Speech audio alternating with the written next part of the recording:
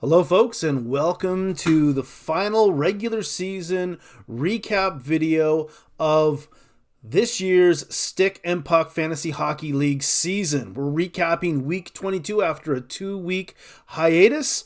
Really, in week 22, there were only two matchups that really mattered. The first matchup that mattered was Doketown Danglers versus Forest Hills Flames. But let's go first to how is this happening versus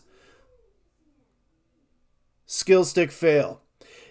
If Hith won, they would be win, and they were in the playoffs, but they didn't win, they lost to Still Stick Fail, 115 to 90.5. Looking at the week, Still Stick got off to a sizable lead in days 1 and 2 and 3. And really, how is this happening? Never really mounted a comeback. The MVP for this matchup was Frederick Anderson, who, by the way, is second all-time in points percentage. A surprising stat, perhaps.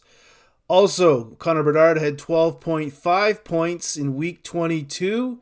For how is this happening? They got a decent goalie performance, 12 and 5.6 for Talbot and Reimer, 9.8 for Kucherov. But they lost. How is this happening? Now needs help. They need the Danglers to lose. So let's see what happened. Danglers versus Forest Hills Flames. They needed a win plus a how is this happening loss. They got that loss from how is this happening, and they also got their own win. 122.5 to 86.2.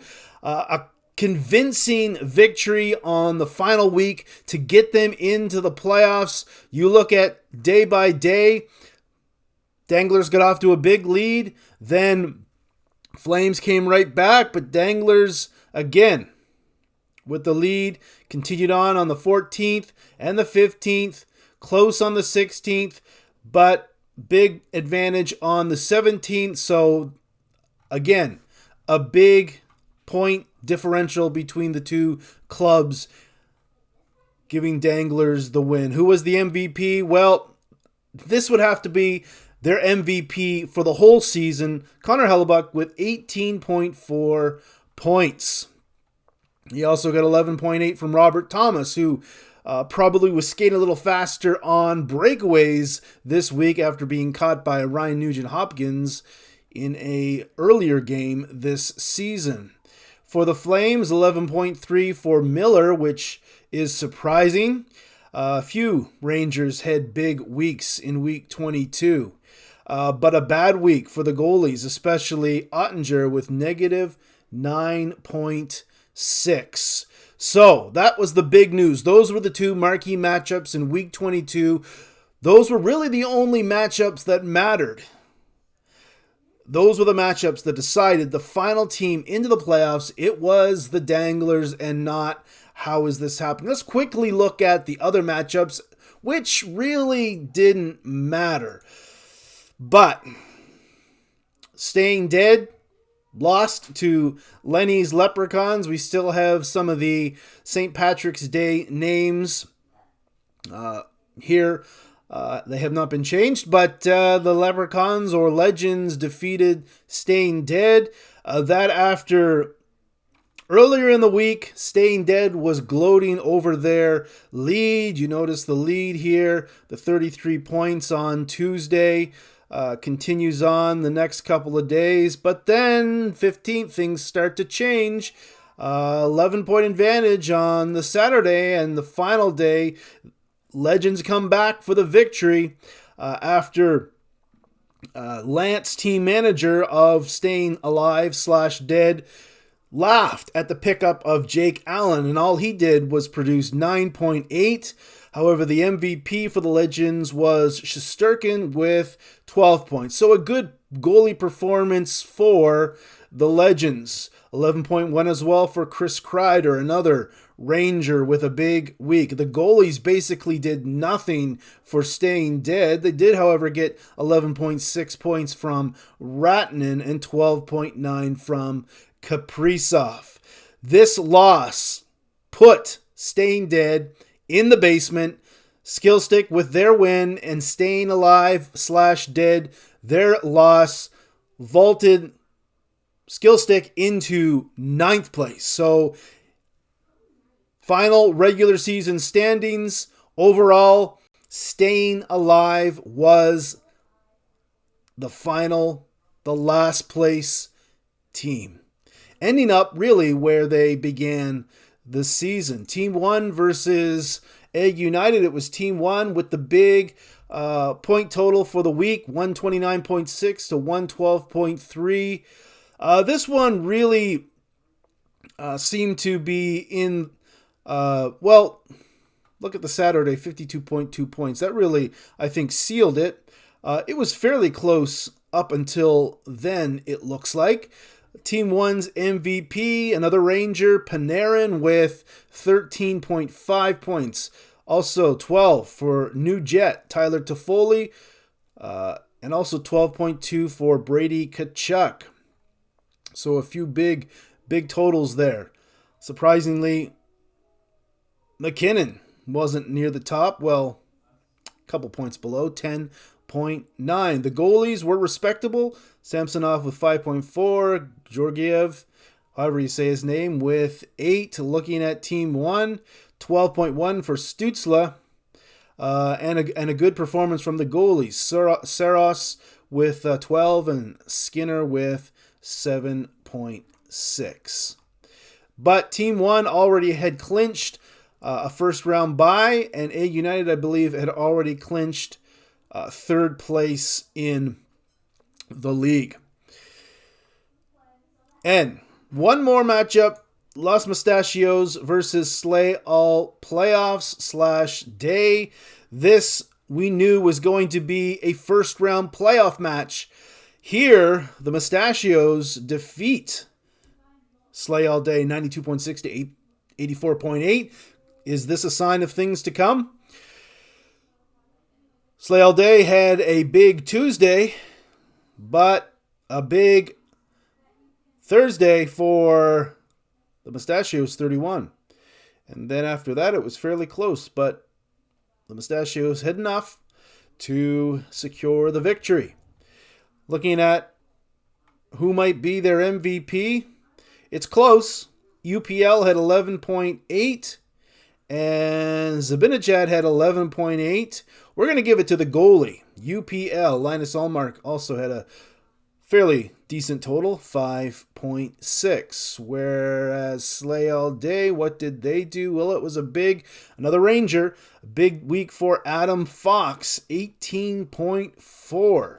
That's quite impressive, but the goalies really cost, I think, Slay All Day the win. Sorokin really had a bad Sunday, formerly of the Mustachios, to really not give Slay All Day really much hope on that final day. That was pretty much the difference if you just look at the goalies. But anyway, the matchup really didn't matter. It's just playing for pride here on the last week, except for those 2 matchups featuring the Danglers and How Is This Happening? So let's go to the final standings. If I can find them here. Okay, here's what I need to do. There. Standings. So as I said, Team 1 had clinched already the first round bye, as did Lenny's Legends in the Clarence Campbell division. You notice that 4 teams out of 5 from the Clarence Campbell division make the playoffs. Egg United is the 3rd seed. Slay All playoffs is the... Well, we're not sure what seed they are. But anyway, third in their division. But they're playing the Mustachios in round one of the playoffs. How is this happening? Was eliminated. The final team eliminated in the league, as already were the Flames, and Staying Dead ends up in the basement. Skill Stick Fail ends up in 9th place. The Danglers are facing Egg United in the first round of the playoffs. We'll look at those matchups in a moment. If we want to look at the final stats, how everything shook out at the end, we'll look at goals. Team 1 was the leader in goals. Last place was Skill Stick Fail. We'll look at assists. Danglers, number 1 in assists. Legends 1 assist behind. Actually, I think this is including the first round of the playoffs. So I wanted to get this to be at the final, at the end of the regular season, but I guess that's not going to happen. Staying Dead is last in assists. Power play points, Team 1 tops with 300. Mustachios last with 204. Shorthanded points, 22 for the Mustachios, 4 for Team 4. Just looking at first and last, unless it's really close at the top. Shots on goal, 2,907. Team 1. Skill Stick at the bottom. So there is a correlation between shots on goal and goals, as you might have assumed. We see that with Team 1, most shots and most goals. Skill Stick with the fewest number of shots and the fewest number of goals. Don't know how the other teams did in relation to those two stats, but we won't bother to check. You can look that up yourself. Hits. Egg United was number 1. Staying Dead last. Finally, blocks. The Mustachios were number 1 in block shots, and Team 1 was last. Goalie wins. The Legends, number 1 with 64. How is this happening? Last, 25. Goals against. How is this happening? Because their goalies hardly ever played. 158. The next one was 206. We'll say that's the real winner because I don't think how is this happening past the goalie games played threshold. And last in goals against was Team 1. Saves. Team 1, 2,675 to how is this happening?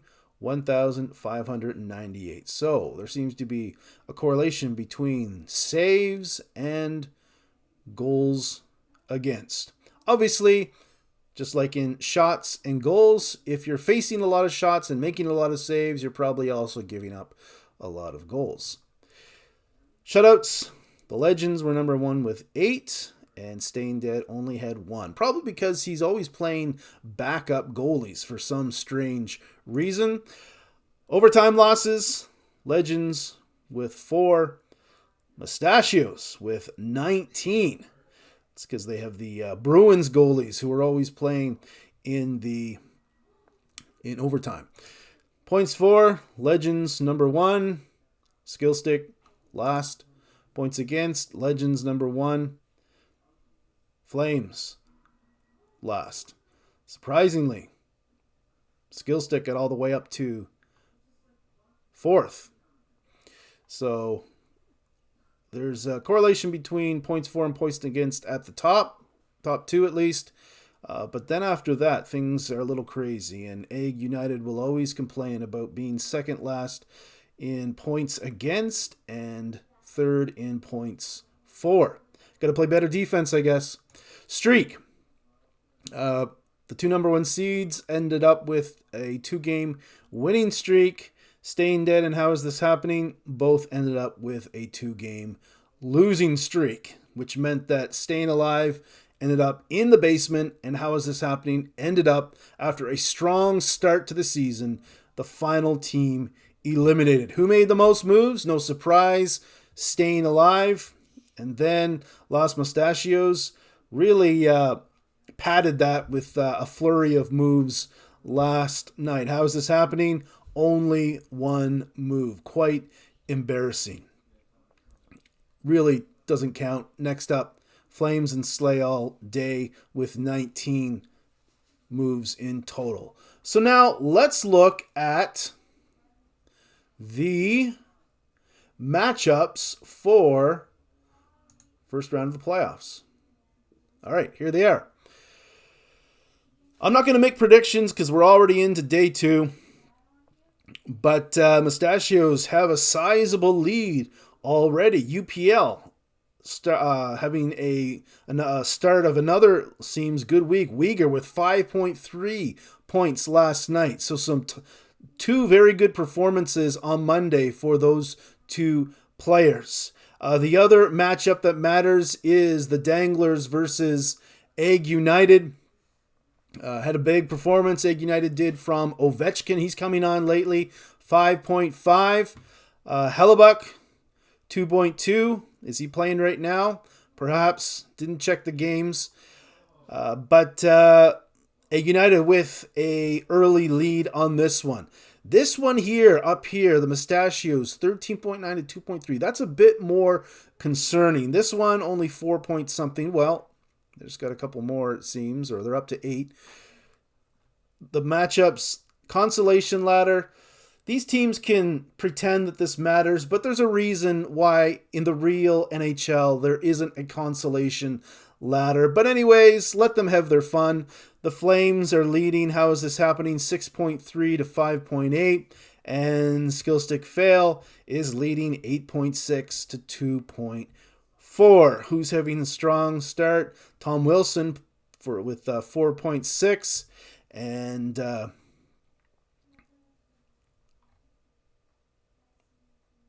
well, there was a few others with 3 and so on. Do we want to look at Legends and Team 1 on their bye week?